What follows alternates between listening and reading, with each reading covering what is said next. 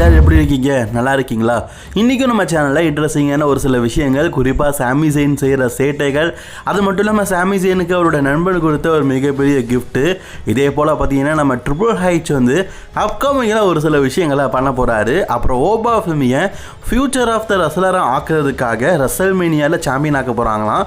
இதே மாதிரி ஒரு சில ரெஸ்லிங் செய்திகள், அப்டேட் இதெல்லாம் பற்றி தான் நம்ம இன்றைக்கி வீடியோ பார்க்க போகிறோம்.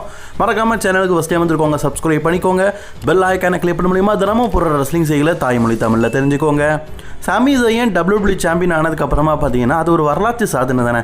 ஒரு மிட் கார்டில் அண்டர்ரேட்டாக இருக்கிற சாம்பியன் ஆகிறது பெரிய விஷயம், அதுவும் கிராண்ட் ஸ்லாம் சாம்பியனுங்கிறது பெரிய விஷயம். அதனால் அவரை பார்க்கறதுக்காக கெவின் ஓவன்ஸ் வந்துருக்கிறாரு. ஆக்சுவலி அதுக்கு முன்னாடி சாமி ஜெயினுடைய அளப்பறைகளை பற்றி பார்க்கலாம். அவர் பையன் கூட சேர்ந்து பார்த்தீங்கன்னா ஊஞ்சல் விளையாடிட்டு இருக்காரு. அவருக்கு பையன் அப்படிங்கிறது அது மட்டும் இல்லை, சாம்பியன்ஷிப்பும் அவருக்கு ஒரு பையன் மாதிரி தான் இப்போ. அதனால் ஒரு பக்கம் தான் பையனை ஊஞ்சல் விட்டாட்டுறாரு, இன்னொரு பக்கம் சாம்பியன்ஷிப்பை வச்சு ஆடிட்டு இருக்காரு. பைத்தியம் ஆயிவேன் அப்படிலாம் கேட்காதீங்க. மனுஷன் ரொம்ப நாள் கழிச்சு கனவான அன்டிஸ்பியூட்டட் சாம்பியன்ஷிப் வின் பண்ணியிருக்காருல, அதனால் எங்கே போனாலும் அன்டிஸ்பியூட்டட் சாம்பியன்ஷிப்பை கூட்டிகிட்டு போகிறாரு. ஏன்னா வச்சிருக்கிறதோ ஒரு வாரமோ 2 வாரமோ, அதுக்குள்ளே ட்ரிபிள் ஹெச் மாமா பார்த்தீங்கன்னா டைட்டில் பிடிங்கிடுவார்ல. அதனால் பார்த்தீங்கன்னா எங்கெங்கே போக முடியுமோ அங்கங்கெல்லாம் பார்த்தீங்கன்னா டைட்டில் கொண்டு போய் சாமி ஜெயின் என்ஜாய்மெண்ட் பண்ணிட்டு இருக்காரு. சின்ன வயசில் ரெஸ்லிங் கரியரில் சாம்பியன் ஆகணும் அப்படிங்கிறது அவரோட பெரிய ஆசை. இப்போ அது நிறைவேறுச்சு. அதே மாதிரி உங்களுக்கு தெரியும், ஒவ்வொருத்தருக்கும் ஒரு நெருங்கிய நண்பர் இருப்பார். அதே மாதிரி சாமி ஜெயினுடைய நெருங்கிய நண்பன் இந்த மாதிரி நமக்கு கிடைக்காது. அப்படிப்பட்ட ஒரு நண்பன் தான் கெவின் ஓவன்ஸ். கெவின் ஓவன்ஸ் சாமி ஜெயின் 2 பேரும் ஒரே நேரத்தில் WWEக்கு வந்தாங்க. பட் ஆனால் 10 வருஷத்துக்கு முன்னாடியே கெவின் ஓவன்ஸ் வேர்ல்ட் டைட்டில் WWEல வின் பண்ணிட்டாரு. Is the grand slam champion அப்படிங்கிறது கூட நிறைய பேருக்கு தெரியும். அப்படிப்பட்ட கெவின் ஓவன்ஸ் பார்த்தீங்கன்னா சாம்பியன் ஆன உடனேயே அவருடைய வாழ்த்துக்களை முதல்ல பார்த்தீங்கன்னா சாமி ஜெயினுக்கு சொல்லியிருந்தாரு.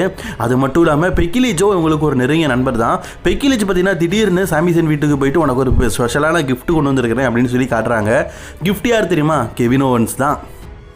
அதை காட்டின விதம் எனக்கு ரொம்ப பிடிச்சிருந்தது. அதாவது கெவின் ஓவன்ஸோடைய டிஷர்ட்டில் பார்த்தீங்கன்னா அந்த கிஃப்ட்டுக்கான வேர்பர் போட்டு இதான் அவனுடைய கிஃப்ட்டு அப்படின்னு சொல்லியிருப்பாரு. ஆக்சுவலி அதை பார்க்குறதுக்கே நல்லா இருந்தது.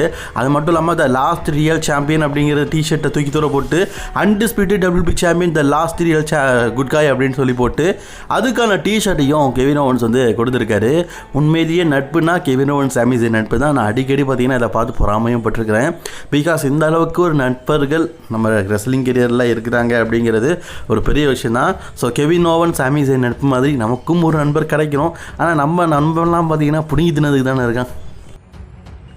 அதுக்கப்புறமா பார்த்தீங்கன்னா ஓபா ஃபெமி பார்த்தீங்கன்னா கிங்காக மாறியும் இந்த வருஷம் சம்மர்ஸ்லாமில் சாம்பியன்ஷிப் மேட்சுக்காக எதுக்கும் அவர் மோதலை அப்படிங்கிறது உங்களுக்கு தெரிஞ்ச விஷயம் தான். இப்போது ஓபா ஃபெமியுடைய அப்கமிங் பிளான் என்ன? ஓபா ஃபெமி பார்த்தீங்கன்னா இப்போதைக்கு வந்து பிராக் லெஸ்னர் கூட மோத போகிறாரு. அதுக்கப்புறமா அவருடைய பிளான் என்னன்னு கேட்டிங்கன்னா, ஸோ WWE பார்த்தீங்கன்னா ரெசல்மேனியா வரைக்கும் அன்னோன் பிளான் அப்படிங்கிற அளவுக்கு தான் ஓபா ஃபெமியை வச்சுருக்கிறாங்களாம். பட் ஆனால் எனக்கு கிடைச்சிருக்கிற செய்தி என்னென்னா, ஓபாவை WWE பார்த்தீங்கன்னா ஒரு ஃபேஸ் ஆஃப் தி ரெஸ்லராக யூஸ் பண்ணலாம். அதாவது இதுவரைக்கும் கருப்பினத்தை சேர்ந்த எந்த ரெஸ்லரும் ஃபேஸ் ஆஃப் தி ரெஸ்லிங் கம்பெனியாக இருந்தது கிடையாது. பட் ஆனால் நம்ம ஓபா ஃபெமியை யூஸ் பண்ணலாம் அப்படிங்கிற ஐடியாவில் இருக்கிறாங்களாம். அதாவது இப்போ tribal chief Roman Reigns face of the company, அடுத்த ஃபேஸ் ஆஃப் தி கம்பெனியை நம்ம ஓபா ஃபெமியை யூஸ் பண்ணலாம். ஏன்னா மக்கள் மத்தியில் ஒரு பெரிய எதிர்பார்ப்பு இருக்குது. அந்த வகையில் ரெசல்மேனியாவில் அவருக்கு ஒரு சாம்பியன்ஷிப் மேட்ச், அதுவும் மெயின் ஈவென்ட் கொடுத்து அதில் சாம்பியன் ஆக்கி ஒரு ஃபியூச்சரை நம்ம வழி கொண்டு வரலாம் அப்படிங்கிற ஐடியாவில் இருக்கிறாங்க.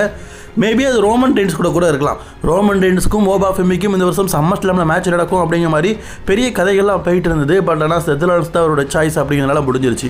இன்னொரு விஷயம் இருக்குது, ஜான்ஸ்னா 38 வயசு ஆகும்போது WWE பார்த்தீங்கன்னா நெக்ஸ்ட்டு ஃபியூச்சராக ரோமன் ரெய்ன்ஸை களை இறக்கிட்டாங்க.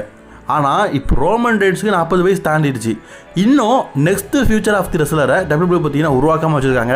பிரான் பிரேக்கர்னு சொல்லிட்டு அவர் ஒரு பக்கம் காமெடி பண்ணிட்டு இருக்காரு. பட் ஆனால் ஓபா ஃபெமி சரியாக இருப்பார். இப்போ கரெக்டாக ஓபா ஃபெமியை அவங்க ஃபியூச்சர் ஆஃப் தி ரெஸ்லரில் உபயோகப்படுத்தினா தான் அடுத்த 10 வருஷத்தில் ஓபா ஃபெமியை வச்சு அவங்களால கல்லா கட்ட முடியும்.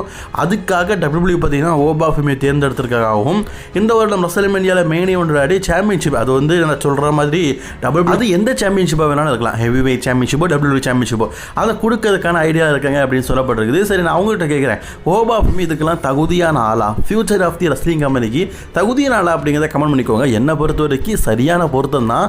மக்களுக்கு பிடிச்சிருக்குது, நல்லா சண்டை போடுறாரு, ஜெயன்ஜெட்டிக்காக இருக்காரு. ரெஸ்லருக்கு இதுதான் தேவை, எல்லாமே அவர்கிட்ட இருக்குது. குறிப்பாக ஆங்கிலமும் சரளமாக பேசுறதுனால ஃபியூச்சர் ஆஃப் த ரெஸ்லர் அப்படிங்கிறதுக்கும் WWE ஃபேஸ் ஆஃப் தி ரெஸ்லருக்கும் ஓபா ஃபெமி தகுதியான ஆள். உங்களோட கருத்துக்களை கமெண்ட் பண்ணிக்கோங்க. நம்ம ட்ரிபிள் ஹெச் பார்த்தீங்கன்னா ஒரு சில காரணத்துக்காக ஸ்மாக் டவுனை சேர்ந்த ஒரு ரெஸ்லரை ரா ரெஸ்லர் ஆக போகிறாங்க. அது வேறு யாருமே கிடையாது, சோலோ சிக்காவா இப்போ பார்த்தீங்கன்னா ஸ்மாக் டவுன் பிளானில் தான் இருக்காரு. பட் ஆனால் ரோமன் ரெயின்ஸ் இஷ்யூ, அதாவது ரோமன் ரெயின்ஸ் வந்து சோலோ சிக்காவை பிளட் லைனில் ஜாயின் பண்ண வைக்கணும் அப்படிங்கிற கதை போயிட்டே இருக்குல்ல, கதை போயிட்டே தான் இருக்குது, நீண்ட நாளுக்காகவே போயிட்டே தான் இருக்குது. இதை பார்த்தீங்கன்னா ரால பில்ட் பண்ணலாம். ஏன்னா ஸ்மாக் டவுனுக்கு ரோமன் ரெயின்ஸ் வரமாட்டார், ஜிம்மி அண்ட் ஜே ஊசோ அதுக்கப்புறம் ஜேகா ஃபாட்டு ஸ்மாக் டவுன் புறமா இருக்குது, அதனால் இப்படி ராக்கு கொண்டு வரலாம் அப்படிங்கிற இல்லை இருக்காங்க. இந்த வாரம் நீங்கள் ஸ்மாக் டவுன் பார்த்துருப்பீங்க, டாமட்டாங்க 2 பேரும் தனி ஸ்டோரிக்கு போயிட்டாங்க, அதுவும் ஃபின் பேலருக்கு இடையில. இப்போ அவங்க சோலோ சிக்காவை கூட இல்லை. ஸோ இவங்க 2 பேரும் பார்த்தீங்கன்னா தனி ஸ்டோரிக்கு WWE பில்ட் பண்ணிட்டாங்க. அதே மாதிரி சோலோ சிக்காவை பார்த்தீங்கன்னா இப்போ பிளட் லைனுக்கு இடையில ஒரு ஸ்டோரி லைன் இருக்காரு, அதனால இவரை ரா பிராண்டுக்கு மாற்றலாம் அப்படிங்கிற மாதிரி சொல்லப்பட்டிருக்குது. WWEல பார்த்தீங்கன்னா சோலோ சிக்காவை வந்ததுலேருந்து இதுவரைக்கும் ரா பிராண்ட் ரெஸ்லர் ஆனது கிடையாது. அப்பப்போ ரால போய் சண்டை போடுவார், ஆனால் ரா பிராண்டுக்குன்னு சொல்லிட்டு ரெஸ்லராக இருந்தது கிடையாது. இதுவே முதல் தடவை. நீண்ட நாட்கள்லாம் ராண்டி ஆர்டனோட ரிட்டர்னுக்காக நிறைய பேர் காத்துட்டு இருக்கிறோம். ராண்டி ஆர்டனுக்கு இப்போதைக்கு எந்த விதமான பிளானும் இல்லாட்டாலும் ஒரு சில ரூமர் கிடச்சிருக்குது, அதை சொல்லணும் அப்படின்னு ஆசைப்பட்றேன். WWE பார்த்தீங்கன்னா ஸ்டில் வந்து ராண்டி ஆர்டனுக்கான ஸ்டோரியை வச்சுருக்கிறாங்க. அதாவது ராண்டி ஆர்டன் ரிட்டர்ன் ஆனால் இந்த மாதிரி ஸ்டோரி போகலாம் அப்படின்னு சொல்லிட்டு வச்சுருக்கிறாங்க. மேபி அவருடைய ரிட்டர்ன் வந்து சம்மர் ஸ்லாமுக்குள்ளே இருக்கலாம் அப்படிங்கிற செய்தியும் கிடச்சிருக்குது. மேபி சம்மர் ஸ்லாமுக்குள்ளே இருக்கலாம் அப்படின்னா கோடி ரோட்ஸ்க்கு கூட பார்த்தீங்கன்னா சம்மர் ஸ்லாமில் ராண்டி ஆர்டன் மேட்ச் விளாடுற மாதிரி இருக்கலாம். அதுக்கு கோடி ரோட்ஸ் கிட்ட டைட்டில் இருக்கணும் அப்படிங்கிறதும் அவசியம் இல்லை. டைட்டில் இல்லாமல் கூட ராண்டி ஆர்டனுக்கும் கோடி ரோட்ஸ்க்கும் மேட்ச் நடத்தலாம். அதனால் ராண்டி ஆர்டன் ரிட்டர்னை எதிர்பார்க்கலாம் அப்படின்னு சொல்லியிருக்கிறாங்க. அப்படி இல்லாட்டால் சம்மர் ஸ்லாமில் ஸ்பெஷலாக ஒரு ரிட்டர்னாக கூட ராண்டி ஆர்டனோட ரிட்டர்ன் இருக்கலாம் அப்படிங்கிற மாதிரி சொல்லப்பட்டிருக்குது. ஸோ ராண்டி ஆர்டனோட ரிட்டர்னை வச்சு பல விதமாக பார்த்தீங்கன்னா இப்போதைக்கு டாக் போயிட்டு இருக்குது. ஸோ ராண்டி ஆர்டன் ரசிகர்கள் ராண்டி ஆர்டனுக்காக காத்திருங்க, கூடிய சீக்கிரம் தலைவன் வருவான். ஒரு மிகப்பெரிய சீக்ரெட்டை பார்த்தீங்கன்னா இப்போதைக்கு பிக்கி வந்து ரிவீல் பண்ணியிருக்காரு. ஆக்சுவலி இது பழைய சீக்ரெட்டு.